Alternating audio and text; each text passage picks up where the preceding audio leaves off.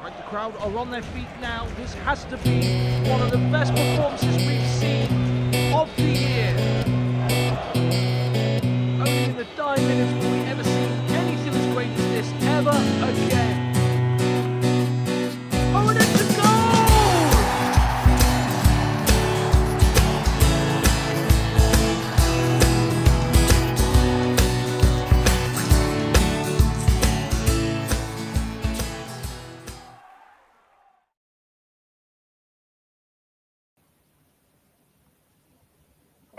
Welcome to another episode of Nick's World of Football podcast, and today I'm joined all the way from India by Álex Sánchez from Bengaluru. Álex, how are you today? I'm very good, Nick. Thank you for having me. It's a pleasure to meet after a while. So more than happy to be with you. Yes, it's been a few years since we last met at a La Liga presentation in Sydney. We'll get to that. Actually, no 6 doubt. years. But thank you. It has been. Wow, a lot has happened, hasn't it, since then? Mm-hmm. Yeah, cool. Thanks for joining today, Álex. I'll just read a quick introduction. Well, it's quick, but it's half a page. So just so people know who you are and what you're doing at the moment. So Alejandro Sánchez López, you're born in Zaragoza in Spain. You're a professional footballer currently at Sporting Club Bengaluru in the I-League, the Indian I-League. You began playing for your school team, Colegio Jesús María El Salvador, and joined Real Zaragoza's youth system at the age of 15. A few years later, you made your professional debut at Real Zaragoza on November the 8th, 2009, in a top-flight match against Valencia, making history by becoming the first player to appear in a professional game with a disability. You have since played for various clubs, including Teruel, Tudelano, Osasuna, Egea, and Utebo in Spain, Sydney Olympic in Australia, Gokulam and Malappuram, and now Sporting Club Bengaluru in India. So your achievements, you've been known for your prolific goal scoring, especially during your time at Sydney Olympic, where you scored 34 goals in 44 games. Plus, I believe you still hold the all-time goal scoring record for Tudelano with 44 goals, and the top flight record for Egea with 13.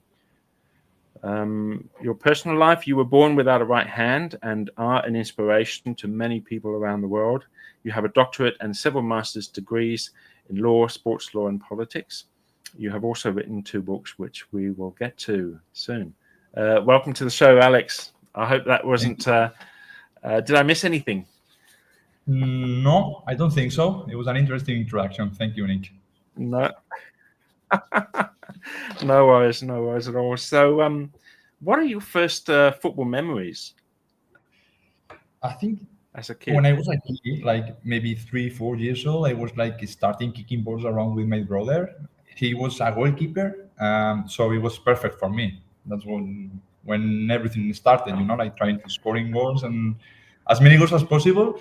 And actually, now I think that point of my life, it was very important because I was starting to be so competitive, because I tried to score as many goals as possible to my brother because he was the oldest one. So, and we had like a small cottage, like a small house in one village nearby my town. So that was the point in my life when everything related to football started, So yeah, with my older brother, yeah. So is your older brother now a goalkeeper, or is he? No, he quit. He quit. I think it was because I scored so many goals. Yeah. So he quit very soon. No worries. So when you went to school, how was it? What was it like when you first went to school? And were you good at football at the time? How was the adjustment period in Yeah, school? I mean, I don't want to look like, like no humble, but I think he was pretty good at football at that time when I was a kid, because I think when you are a kid and you are good at everything, like you can feel or you can realize you are much better than what you are getting older, like everything is more balanced when you are getting older. So when I was a kid, I was really good at football, and I think that was very important for me because I have a disability, as you said before. to get into my group of friends, because I was playing football very well. So everyone wanted to pick me for their teams, all these kind of things. So that was very useful for me in kinds of get part of one group, Does it make sense? Yeah, absolutely. So, and so you were born in Zaragoza. So when you were playing in school, did you used to say "Gol de Señor"? Yeah, or did you used yeah. to? No Señor, because Señor was like retired when I was a kid. But when I mean, Okay, actually, my school is nearby the stadium. It's actually around the corner. So, and every time I pass Oh, by really? the stadium, I was like hearing people shouting, so cheering the club. So it was like I was always like in shock when I was there, no? So when I was a kid, it was in. I mean, I was like 6 years old when my club Zaragoza they got the La Recopa, the European Cup against Arsenal in Paris, with an Argentine, the most famous goal Yes. in. I remember that. Yeah, it was a very beautiful goal in the extra time against Seaman was the goalkeeper for Arsenal at the time. So I think it was the Seaman. biggest. I remember my family watching the game all together, like celebrating the victory, And at that time, Zaragoza was a very successful club. So we got like 6 Copa del Rey, Kings Cup. So, and I think when I was maybe 12, I started going to the stadium with my dad and my older brother to watch the games. And I was a big Zaragoza fan when I was a kid. So I was celebrating the goals as my idols. Like I remember David Villa was playing at that time, Diego Oh, I Milito, didn't know that. Ricardo Oliveira, and I was so lucky because I finished playing with them. So it was a good one, a good time. Oh, brilliant. Hmm. Awesome. So you started playing for Zaragoza B in the Spanish Third Division in 2008. So, and you made your professional debut in November 2009. Yeah, as professional. What was the journey like as professional? Yeah, but because I enrolled in the club when I was 15 years old, I think we got the Spanish Championship for first time in history against Real Madrid. So you can feel when you are pretty much like a kid. So you are feeling the pressure since day one, So Yeah. that's why like you started being an adult so young when you are a professional footballer because you realize every Sunday there's a lot of people watching your games, But I was getting higher in the academy, so I made my debut with the second team, but it was like real professional football back then. And after that, I made my debut in La Liga with the club of my heart, Yeah. Yeah. So were you on the starting 11 that day, or were you subbed on? Were you substituted on, or what were you? No. I wasn't in the 11, not in one of the 3 games I played for the club. I was only 19 years old by that time. So I made my debut. I remember Angel Lafita was one of the former clubs, and I came in substituting Angel Lafita. So, but I remember playing with Everton, Fabian Ayala, who was like a AC Milan legend, Valencia legend, Argentina legend. Gabi is now the coach for the club since I think it was yesterday. Jermaine Pennant was playing for Zaragoza at that time, ex-Liverpool and Arsenal. So, and I played in Valencia in one of the biggest stadiums against David Villa, Joaquin, David Silva, Juan Mata. So it was like a dream debut for me. Yeah, for sure. The only problem was we lost 3-1. But it was one of the biggest clubs in the Liga. I have Yes, no it good was, with that. wasn't it? That's right. Yeah, it was. No, cool. Now, after this debut, the Spanish media published you the fact that you're the La Liga's first professional player with a disability. How did this exposure impact you? Actually, it impacts me a lot when I was 19 years old. As I told you, I mean, when you are a teenager, you are not ready for some kind of comments, some kind of news, or So I was only focused on my football career at that point. So I mean, for sure, I was expecting something like this since I was a kid, because it was such a different thing. But honestly, some of the journalists, they didn't treat the matter like properly, so it bothers me a lot at that time. But I realized when I was getting older that I didn't care at all. I mean, because it was such a beautiful thing and a huge impact for kids, and for people with disability, that I was on the newspapers, like showing me myself like the first footballer with a disability playing in La Liga. So now I can say it was the best thing I've ever done, But at that point, it impacted me a lot and it affected me a lot. So, but it made me be a better person in kinds of personality. So it was an important thing, but I think I was kind of ready for that moment because I was thinking of that moment for a long, long time. I knew it was going to happen, actually.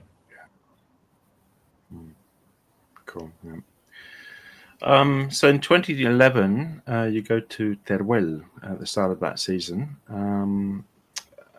I've always been interested to know whether the winters are colder in Teruel or in Zaragoza. No, winter is stronger in Zaragoza for sure. It's the worst weather Really? in Spain. Okay. Yeah, it's the only bad thing about my city. I cannot speak well about that. But Teruel is freezing cold. I'm telling you, freezing cold. Like it's unreal. It is unreal. Such a small village. I had to live there. I mean, 5 p.m. everything was closed. I mean, there was nothing open at all. But it was. I had Crazy. beautiful memories about the city, about the fans, about the club. It was my first experience, like in professional football, out of the academy. So I grew a lot in that club, and I had like important teammates at that club. I mean, I remember a couple of them who played for Sevilla. Even one of them won a European Cup, like UEFA Europa League. Sorry. So I discovered real football actually in Teruel. Yeah, and it was the start of my career actually. Excellent. Okay. Now, do they have good ham in Teruel? I think it's famous for ham, isn't it? It is really The famous. jamon. Yeah, yeah. I mean, you can find good food everywhere in Spain. You know that, Nick. But in Teruel, ham is one Yes, of I the do. famous. Yeah, for sure. And I enjoy it a lot. Now, And is I that can really. Serrano ham? Is that Yeah, Serrano I or mean, is that a different type of ham? no, it's like jamón ibérico. Like like the most Okay. famous one is from Huelva, and Extremadura is the best one for me. But I have to say, like in Teruel is nearby the best ham in Spain. Near the top. Because of my past.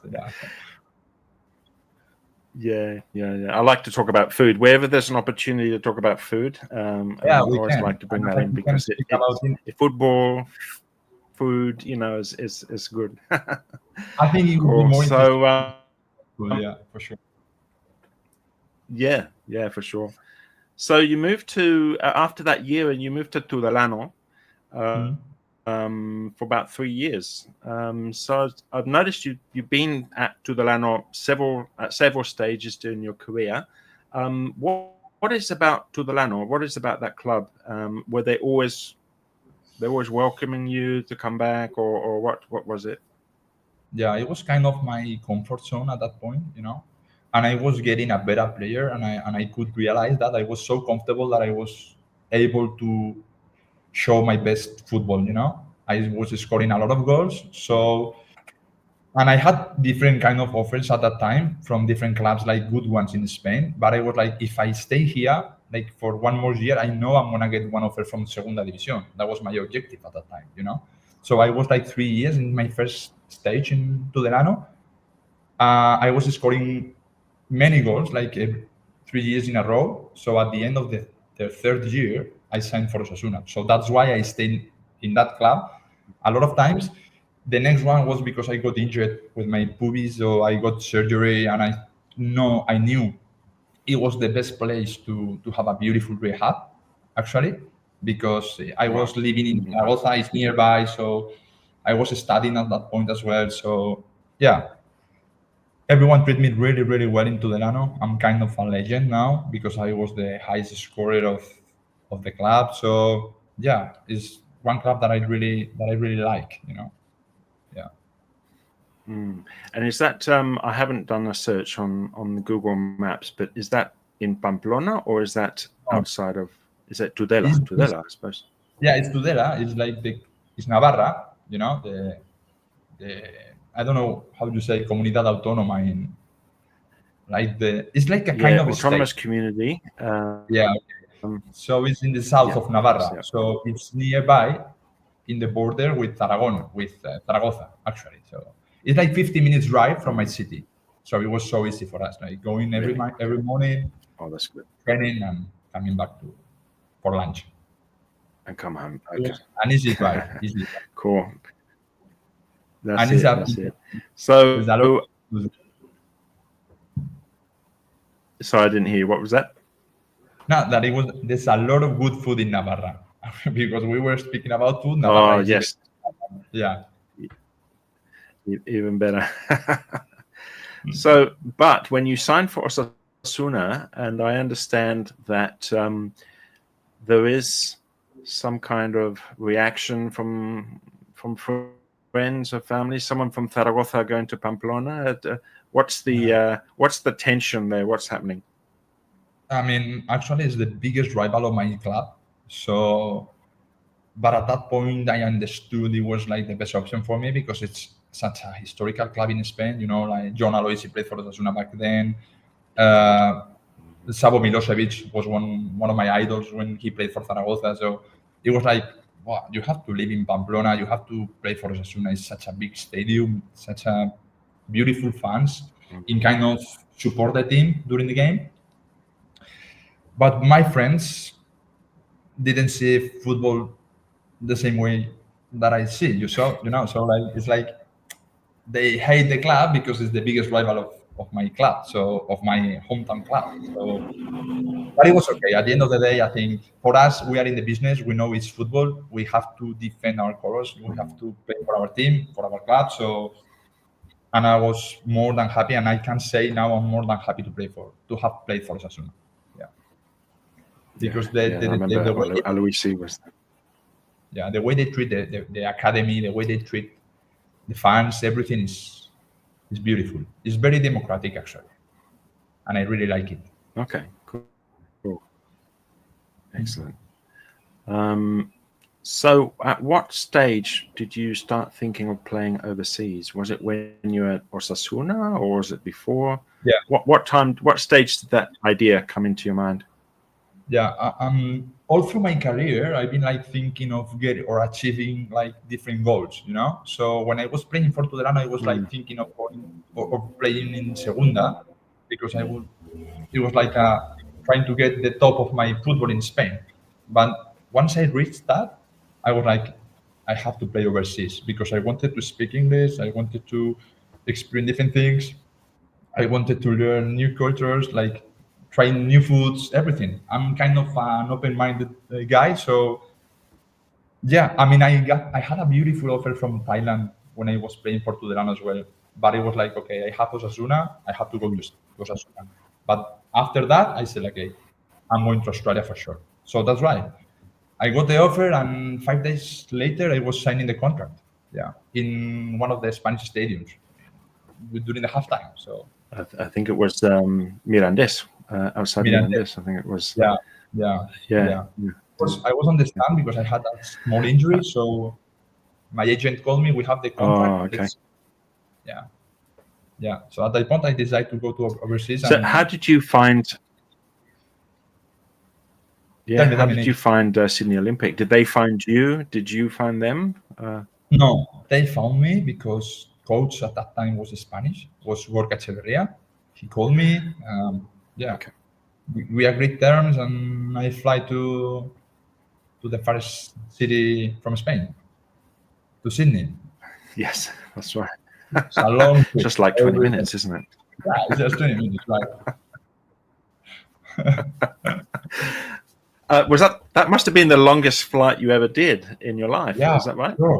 For sure. Now I'm in India, and flights are like 5-6 hours, and it's like a short flight for me. You know, after the Doha Sydney 15 hours.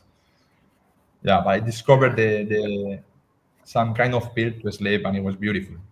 So Oh, really? That was my treat. No at way. that point. So, actually, how did you find it adjusting to life in Sydney, in Australia? It's the best city I've ever been. I mean, for sure. For living, I cannot say one better city. I mean, the lifestyle is kind of a sports city. Like it was so beautiful. Like the beach, everything was. I mean, I don't know. I don't know how to explain. My family came and they discovered a lot of things like different from Spain, but everything is like the sunny Sydney. I remember a lot of things, a lot of places. The chai latte was beautiful. I discovered the chai latte there, so Oh, yeah. I cannot speak anything bad about Sydney. Actually, yeah, it was the best city. What I've about ever been. sleeping? Getting used to the jet lag, the time that the difference. How was that? Yeah. How was that side of things? Getting used to that. That was the problem. I mean, the jet lag was like, yeah, I was sleeping very badly for the first 3 months. Actually, yeah, I was like waking up at 2 a.m. but like really wake up, like I couldn't go back to sleep. And the biggest problem for me was like, yeah, to getting calls or to make some calls to my family and friends because it was like 2 hours a day, just after breakfast and before dinner or something like this. But honestly, I made such a beautiful group of friends in Sydney. Like, so I didn't miss them a lot. I miss them, but not as much as I expected, when I fly there. Yeah, I understand. Yeah.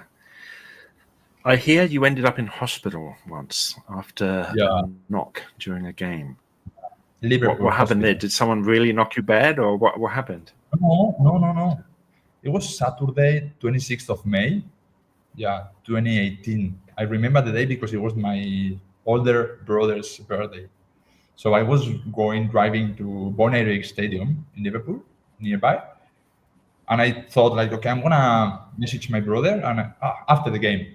So it was like 10 minutes or something like this of the game, and I was hit on my leg, so I fall down and I Right. hit my head on the ground. Yeah, but like a kind of soft kick. I mean, it was not even bad, But after that, I cannot remember a lot of things. I just remember the guy in the ambulance telling me like, okay, let's go to the hospital because I was telling different kind of bullshits and nonsense.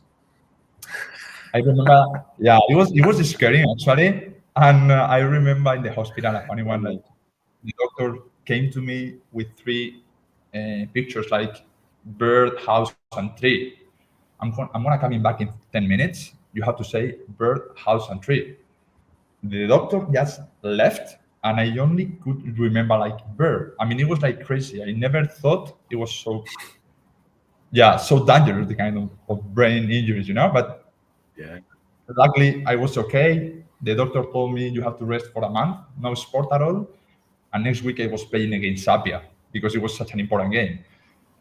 So Yeah, it was the only bad moment in Sydney actually. Liverpool Hospital one Saturday night. Yeah. Right. Did you obey the doctor, or did you play? Did you?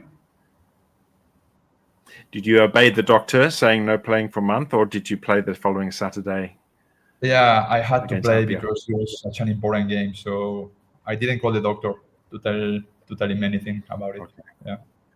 All right. If I he's keep it watching secret. this, apologies, doctor. Yeah. Please. Yeah. From now on, I won't play Forgive me. again. Yeah. No But worries. it was 6 years ago, so it's So, okay. I'm gonna add this beautiful picture to the stage. Yeah. That was you winning. You played for Sydney Olympic for 2 seasons. Is that right? 2 seasons. Yeah, 2 seasons. Yeah. 2 seasons. That was the first one. So, what That better was way to start? This that was was the the first first one. one. Yeah. We got the league in Where the was last this? game. Where was? Yeah. Honestly, I don't know if it's Belmore or if it's like Oval because we got the league. I think this one is Belmore, when we got the league in the last game against Sydney United, I scored the goal 1-0. Apia lost, so we got the league. And after that, we played the semi-final of the playoff against Sydney United. I scored hat-trick. And in the final, I scored a couple of goals and I provided 1 assist against Apia. So I got the man of the match of the final, and we got the league and the playoffs. But I don't know if it was the league or the playoff actually. But I can see a couple of caps, so maybe it's the playoff. I don't wanna speak nonsense. Yeah, I wouldn't be able to tell. Yeah, but I can see a lot of champagne, so it's a good sign. Yes, that's right. Yeah. A good sign. It was probably the top one. Yeah, that was the best moment.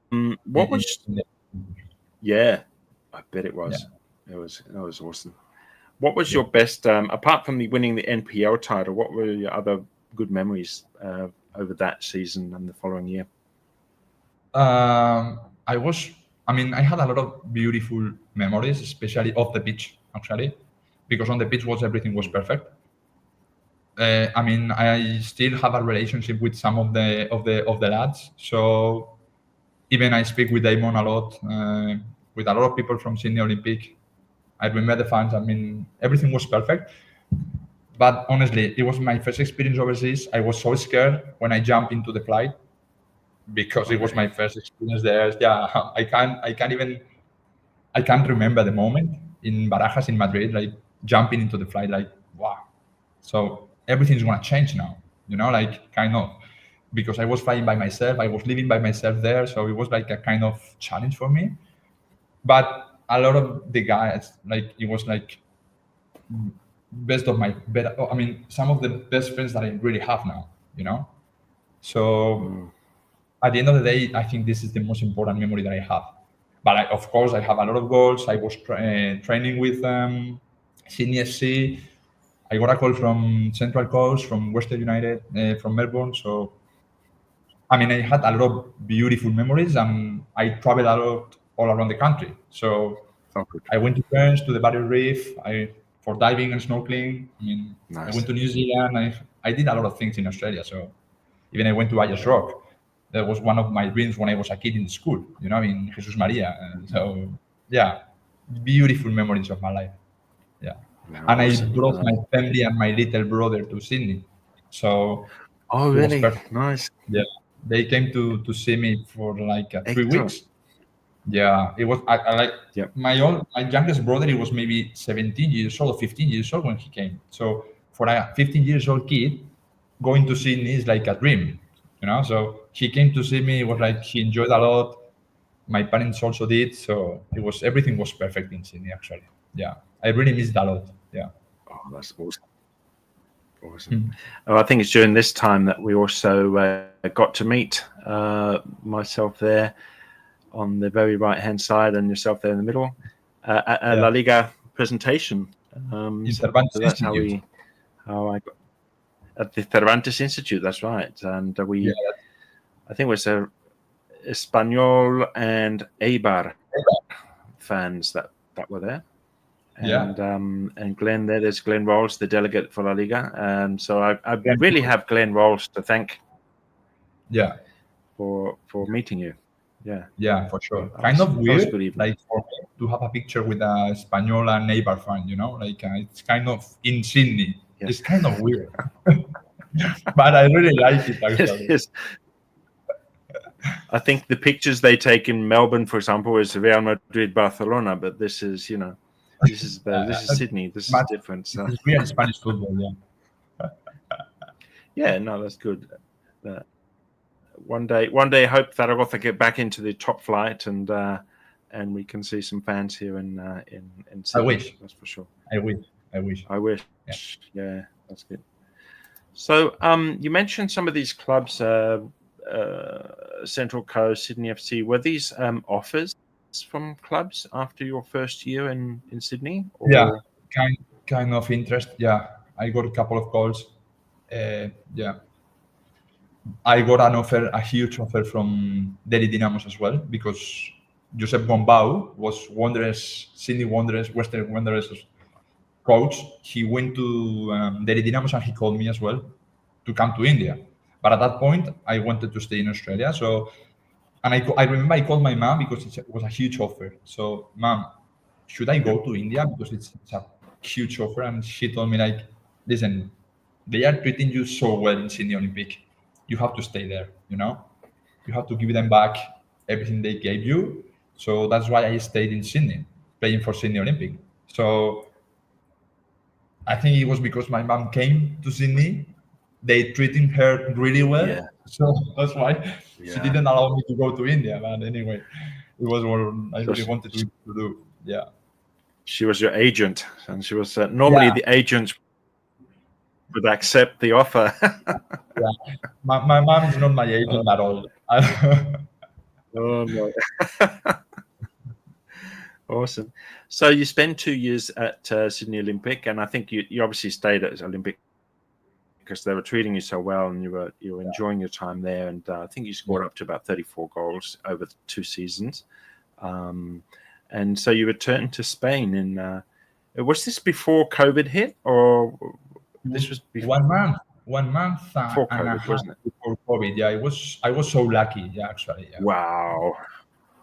I didn't know it, Wow. but I was so lucky. Yeah, because if not, and I know Australia with the law, they are so strict. So most probably I will have to stay for 1 year by myself during the COVID. Yeah. Yeah. During the COVID.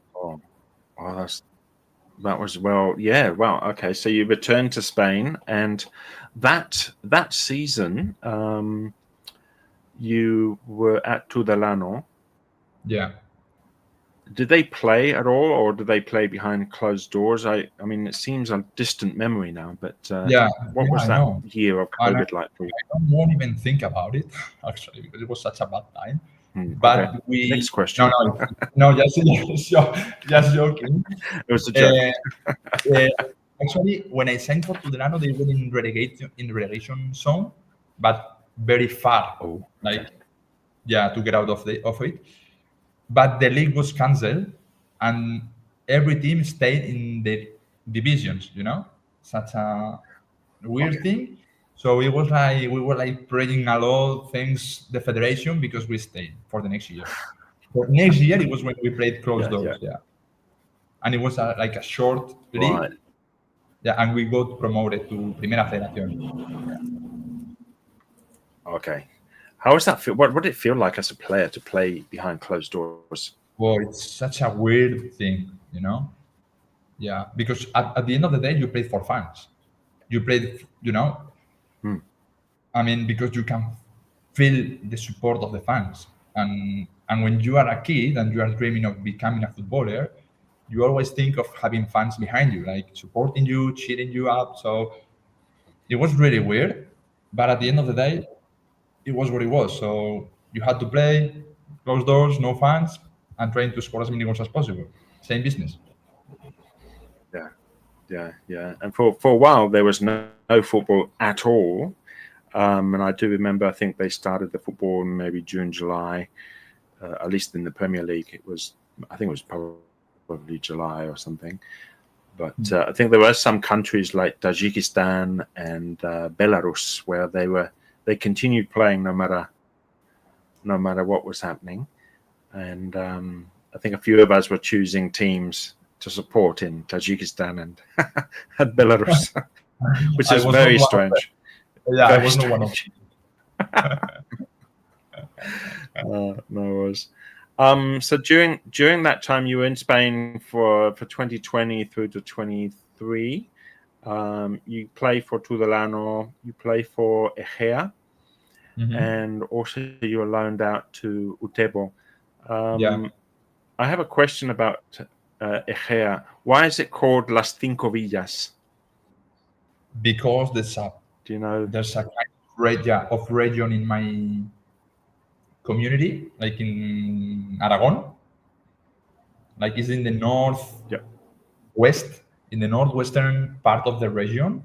Like it's like kind of 5 villages, like kind of big, and it's like 5. So Egea is the biggest one. It's like the capital of that area, and it's the name of that. Yeah, of that, easy. I cannot speak more about. Next question. No, that's right. I saw it.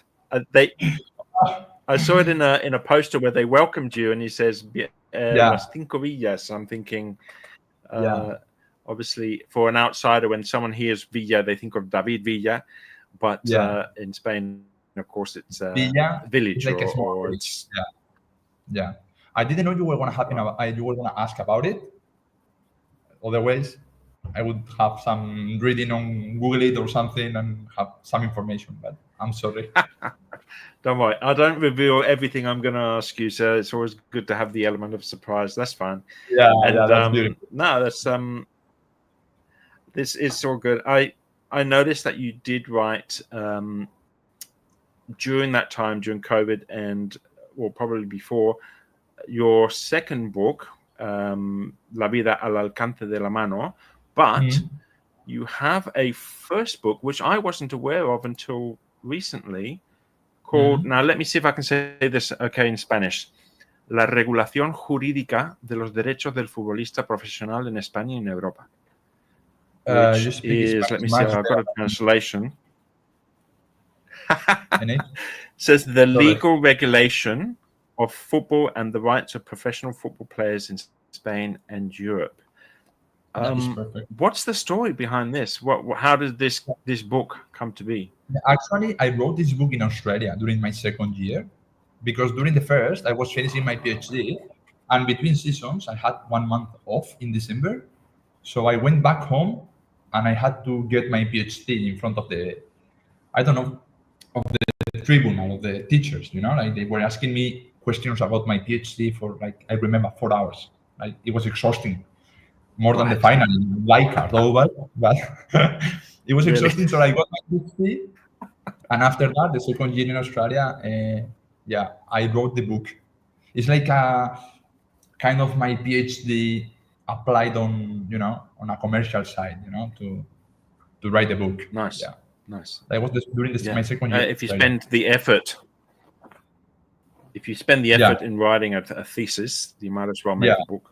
I spent 4 years and a half on my thesis, so I wanted to publish the book. You know, it's not an interesting book for maybe people not related to law, but I had to do it. Yeah, and actually, I really enjoy when I'm writing a book. I take a coffee or something, a cup of coffee, and it's very relaxing for me, actually. Yeah. Awesome. So, if you're looking at writing a book, anyone, always have a cup of coffee next to you and relax. And the words coming out easy. Yes. How many coffees do you drink though? Just the one, or maybe? I think this book is like 350 pages, so I think I need like maybe 10 coffees a day to write that kind of book like this. So I think. Yeah. No, it's not ready for addicted to caffeine. Yeah. No, that's it. Okay, so in 2021, you wrote this book. Well, I say it was published. How long did it take La Vida al Alcance de la Mano to write? Actually, I always say the same. I mean, it takes me like 3 weeks to write the book, but it takes me maybe 15 days to get like an index. I was speaking with my brother a lot about this kind of index, no? I mean, about the kind of topics I had to speak about. Because I always say the same, like it takes me only 3 weeks, but this book, I've been writing this book for 35 years, you know? So it was like telling the story of my life in kind of disability, or from the disability point of view, but it was honestly the best or the proudest moment of my career, actually. Yeah, this book, because that was the motivation, just to tell. Yeah, it was. I knew I had to do something all through my career before getting retired, because when you are a footballer, you have this space to speak out about different things. So if you use it like properly, it can be really useful, especially for kids, especially for people with disabilities, for families. And I achieved the goal that I was thinking of. So proudest moment of my life, no doubt about. So I see in the prologue, it was written by a former teammate of yours. Is that right? Teammate, schoolmate, and really friend. So yeah. Ander Herrera, who is playing now for Boca Who is Juniors. that? He played for Manchester Right, United. okay. Similar age? He didn't play for Bournemouth. He was playing for Manchester United back then. Sorry. But he played for PSG, for Athletic Club, and he played for Zaragoza with me. So, but we were like growing up together, same stages, like school, Real Zaragoza, former club, getting the Spanish championship together. So I was with Ander maybe pretty much like 15 hours a day. So Wow. I thought he was the right person to write the prologue, so the introduction, because he knew me very well since the very first moment. So, and it was perfect, and he was so more than happy to do it. Yeah, for sure. Awesome. Now I was going to say, where can people buy the book? I think the English version is coming. Write the. Yes, that was going to be one of my questions. Is the English version is coming? Watch this space. Yeah, we'll work on the English version this summer, and I hope, because at the end of the day, I've been playing in Australia, I've been playing in India, and there are people with disability everywhere. So in India, it's 25 million people. Yeah. So it's half of the population of Spain. So I think I have to try to reach as many people as possible, So that's my next goal. Yeah, for sure. Awesome. No worries. Now I look forward to that. I think most of these books are sold out anyway, so I think that'll be a good thing to have an English version. Would you? I guess you would update it with your latest adventures in India, maybe, or? I have a lot of adventures in India, but you're not. No, we'll see. No, because about India, I'm gonna write another book, and I need maybe a trilogy or something like this to write all the things that happened to me in India. Yeah, and it's gonna be a funny one. Yeah, that's good. Let's have a nice. Can't wait to start writing this. Yes. Let me see. So that the motivation for that book was to tell your story, and that's the key. Is that the key message, or is the key message? What is the key message of this book? Yeah, the key message it's like, when you have a disability, I had the opportunity to play football. I was so lucky. That I told you before, like when I was a kid and I was playing football, I was good at football.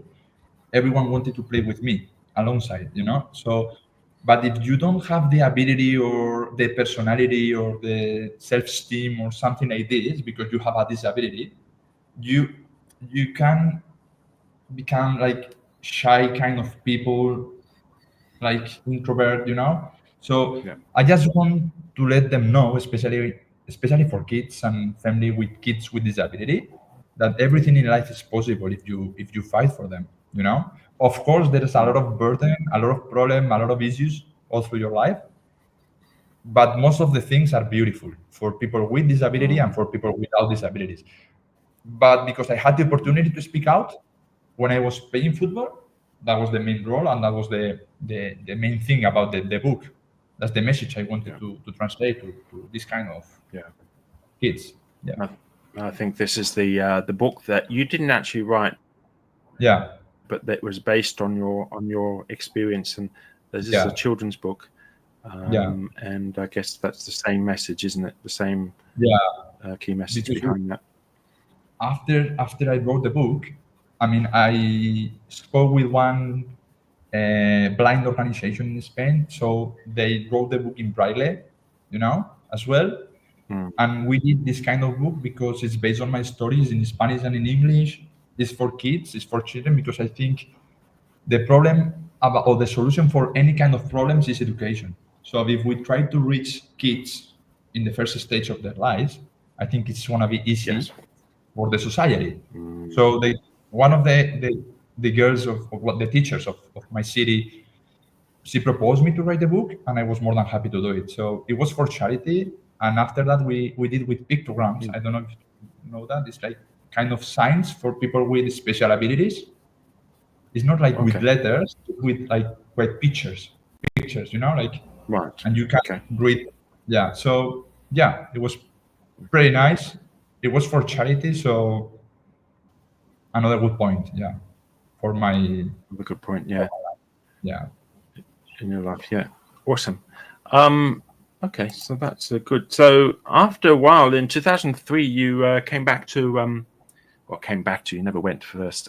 You went to India to play in the I League, which is the second division under the Indian Super League, and you actually went to was it Gokulam in Kerala, in the state of Kerala. Yeah. Was this again contacts that you had, or was there a Spanish connection there? Yeah, it was the Spanish coach. He was coaching Okay. Gokulam at that time. He called me when I was in Porto, actually, coming back from holidays. And yeah, I mean, India always was a country I wanted to experience. No, like for 15 days holidays. I wanted to really experience India. So it was like, Wow. I Yeah. have to go there. Yeah, and so I didn't think a lot about it. I signed straight away the contract, and I think it was the 1st of August I reached Kochi, and I started discovering this country, this beautiful country, but this difficult country for a lot of things. Yeah, it was such an Yeah, experience. I was going to say, what was the? It must have been. It must have been. Was it the lifestyle, the culture, the food, the temperature? I mean, it's so much to It's a take kind of in. mix of everything, actually. Like once you reach India, you feel the humidity, especially in the south, in Kerala. It was so. I mean, it was boiling, and the humidity is always like 80-90%. So you are like fully sweating, not even warming up. So it's crazy. But Yeah. I mean, I'm kind of open-minded guy, as I told you before. So I always tried Indian food. I always tried everything. Like no, Yeah. I don't have any fear to try a lot of things. No, but it is really difficult because the way they work is so different from the rest of the world. Like for everything. Like if Yeah. you try to get one bank account, it's gonna be harder than getting a bank account in Spain. I remember I got a checkbook, and I think my granddad like was using checkbooks in cheques in Spanish. So, in the 60s in Spain. So it was, but it is really good. I mean, you discover a lot of things. I mean, I was in the swimming pool. I saw one snake, a big one, like 3.5 meters snake. You see cows, like drives are like crazy. So yeah, but it's such a good fun. It's been 2 years, Yes. so Yeah. Yeah. Yeah. I was going to say, these experiences you'll take with you. They'll last forever. yeah, for sure. So For sure. I was going to say, how long does this season last in India? The I League season, is that different Yeah, to Spain or? no, it's a bit shorter, but it's not. The problem in India is like when I reach India, I play the Durand Cup. It's one of the oldest football competitions because the British brought the Durand Cup to India.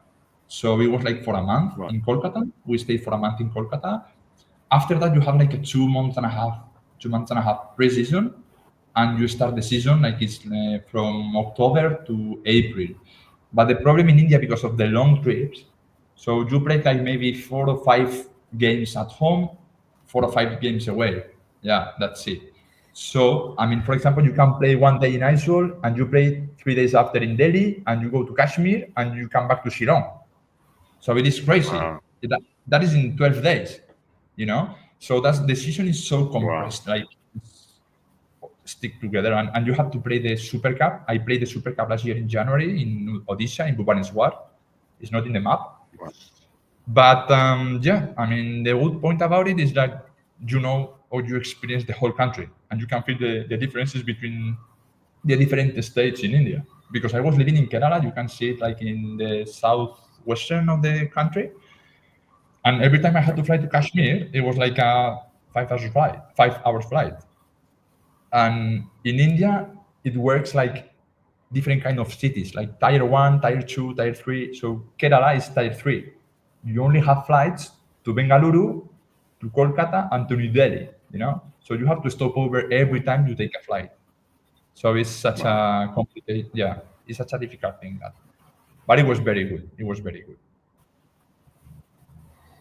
So and some of these locations not accessible by plane. Is Kashmir hard to get to, maybe, or Punjab, or Kashmir is I mean, they are in a conflict because they want to get independence from India. It doesn't look like India actually. It looks like Pakistan or Afghanistan. It's a Muslim region. So, I mean, honestly, it's scary because when you reach the airport, it's full of army. I mean, there's a soldier every 50 meters on the streets. Like it is crazy. It's like a war zone, you know. We weren't allowed to leave the hotel when we went to Kashmir. We went for 5 days. Of course, we did. We left the country. We left the hotel. Sorry.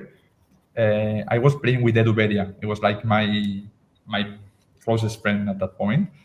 And we said to the soldier, like, we are gonna have a coffee around the corner. And we went around the corner. We take a car and we see the state. You know, like we left the hotel. But it's such a. But if you go to Iceworld, for example, the hotel and the city from the airport is like 3 hours drive in a bumpy and curvy road, like in the mountains. They don't sell alcohol there. wow. If they drink alcohol, there's a lot of traffic accidents because of the roads. So it's such a different country. Like Wow. it is crazy. It is crazy. Yeah. I can understand how you're going to write a book. You won't have a. It must be like a 500-page. Yeah, especially about fun stories. It's only about fun stories. I don't care football anymore. And when if I'm gonna write a book. And lots of coffee. Lots of coffee. Yeah, lots of Awesome. coffee. Yeah. Yeah. So you scored 19 goals in the season at Gokulam, and then you went to play at the Kerala League, the Super League Kerala. That was at Malappuram. What is the difference between the I League and the Super League in Kerala? Is it the big difference? Yeah, it is a different kind of competition as well, because I League is the second division in India, but there's only like 3 or 4 like professional clubs actually in terms of paying the salaries or traveling like to or staying in good hotels and these kind of things.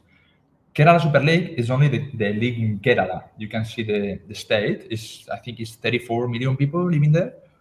It's the biggest or the most passionate state about football in India. Kerala is one, and Kolkata is nearby Bangladesh, is the second one. Actually, now the next year, Kolkata Super League is going to start as well. So in Kerala, because they are so passionate about football, they started this league. It's like a franchise league. Started with 6 teams. Next year is 8. So, and it was very professional. The league was so professional in terms of TV, in terms of sponsors, in terms of fans. So it was a beautiful experience. Yeah, much better than I League in terms of organization and competition as well. So, and it was a different experience because I scored a lot of goals in the I League last year. I was the top scorer and the best player in playing for Gokulam. So I thought of trying a different experience, like a new one, because I'm always like moving for, okay, yeah, looking for this kind of challenge. new experiences. Yeah. Yeah, absolutely. So is Malappuram, is that the actual team of Thiruvananthapuram? Malappuram is a district capital? in Kerala, with 4.5 million people living there. It's a Muslim area in Kerala, but they are so passionate about football. Yeah, it's actually the stadium is 2 hours and a half by drive from Kozhikode, from Gokulam actually. But the stadium is in the middle of the jungle, so it is crazy. Like in the top of the mountain, in the middle of the jungle, they built a stadium, a big one, and it was packed every day. So Wow, it was a good one. Yeah.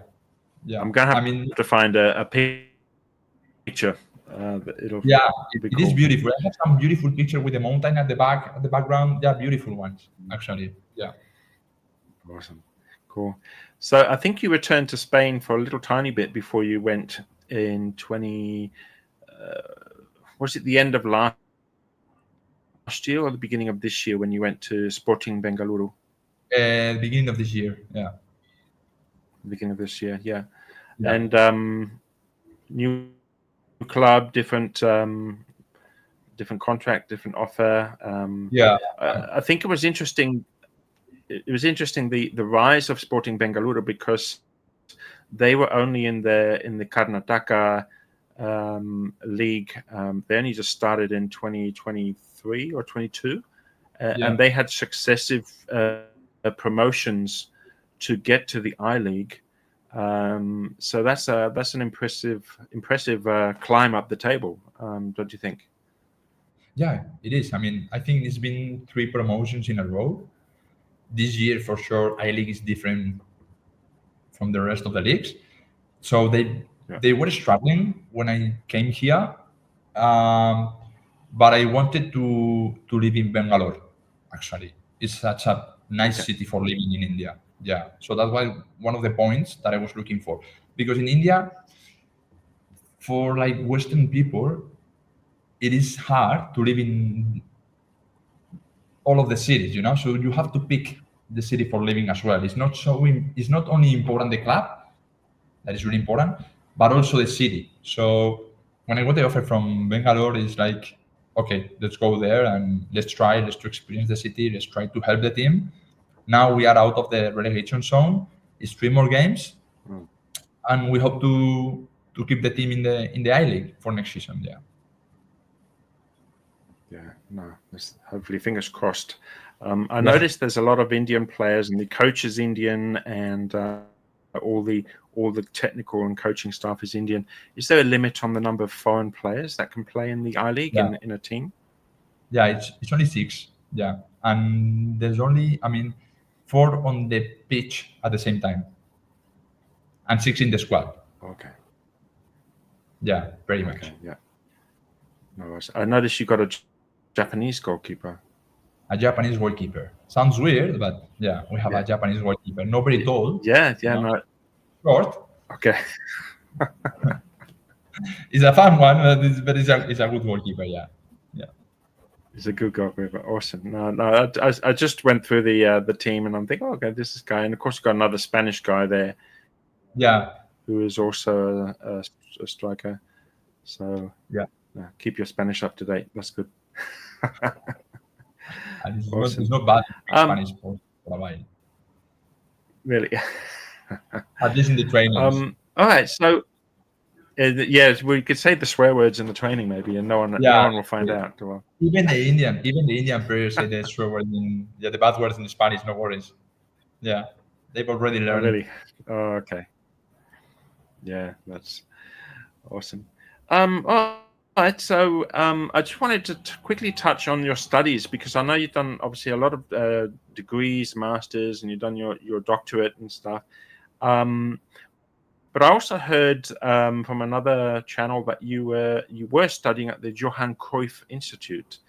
What qualification was that? I got a master in football business and management. Yeah. Wow. That's the thing that I'm interested in the most. Like I would really like to work in the football sector, because in the future, because it's the sector I've been working for a long time, pretty much for my whole career. But I want to work in the corporate sector, you know, in the business part of football. So I've been studying my whole life. I enjoy studying. As I told you before, it relaxed me a lot. So and I actually stopped studying 1 week ago.